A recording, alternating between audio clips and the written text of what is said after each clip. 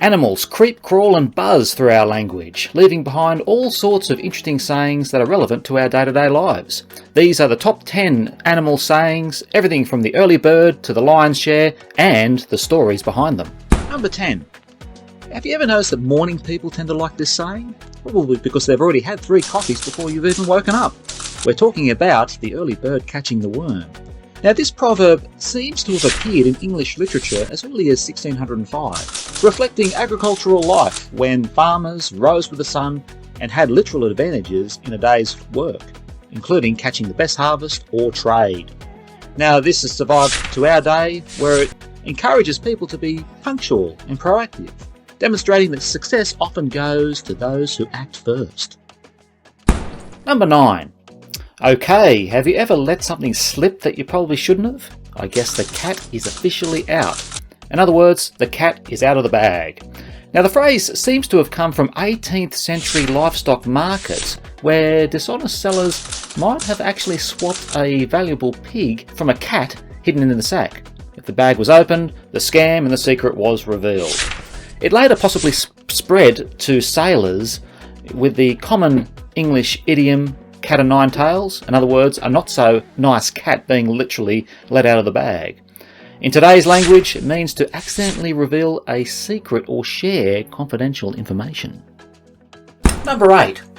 Have you ever come across someone who seems outwardly friendly but has rather sinister undertones? You might call those classic wolf vibes. In other words, a wolf in sheep's clothing. Now, this saying has become popular in biblical texts, such as Matthew 7 verse 15, where the moral was timeless, showing that appearances can deceive and evil can disguise itself as good. It survived through the centuries in our modern world to describe a deceptive person who pretends to be kind or trustworthy.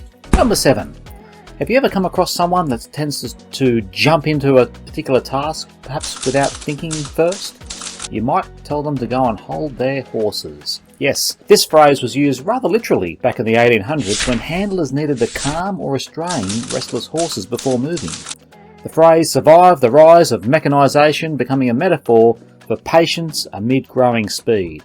Today, you might use it as a rather friendly way to tell someone to slow down, calm down, or even wait. Number 6. Now, I'm sure we've all come across someone who turns their daily activities into a full-time marathon.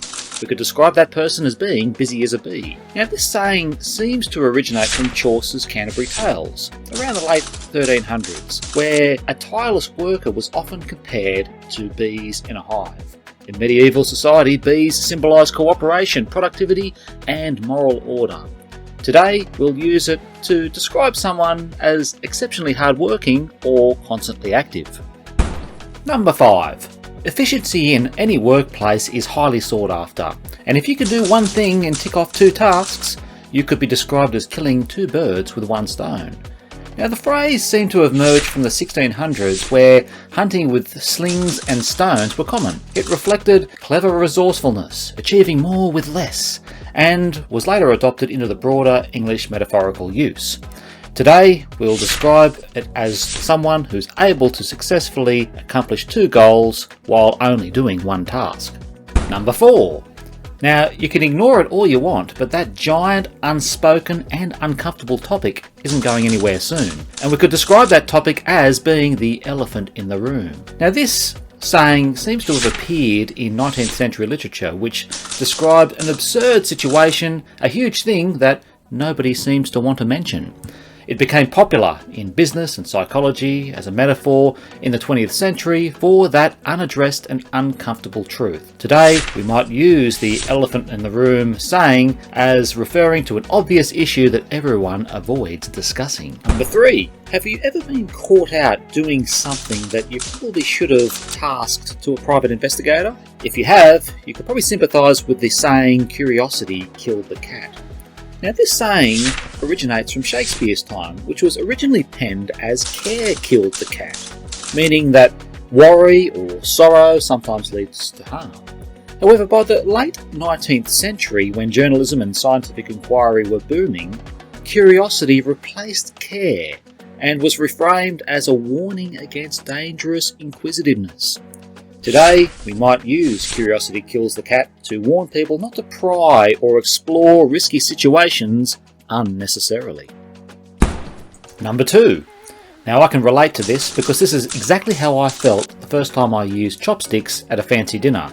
I was like a fish out of water.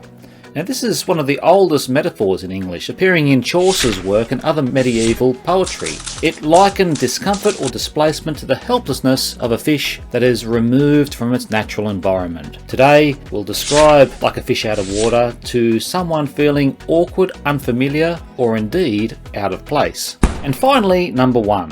Have you ever watched someone just get in there and take the last 3 slices of pizza while all you get is crumbs and crusts? Well, you probably experienced this one firsthand, as someone taking the lion's share. Now this metaphor originates from Greek times, where a lion hunts alongside animals, but ultimately uses his royal status and physical threat to claim the entire catch. Over time, it became a cautionary tale about how the powerful often take whatever they please. In today's modern day, it refers to the absolute or largest or most significant portion of something, like a company or a person taking a lion's share of the market's profits. So that completes our top 10 animal metaphors and sayings. So the next time someone tells you to hold your horses or gets in there and takes the lion's share, you'll know exactly where it comes from. Did it make your top 10? Leave a comment and tell us your thoughts, and we'll see you in the next video.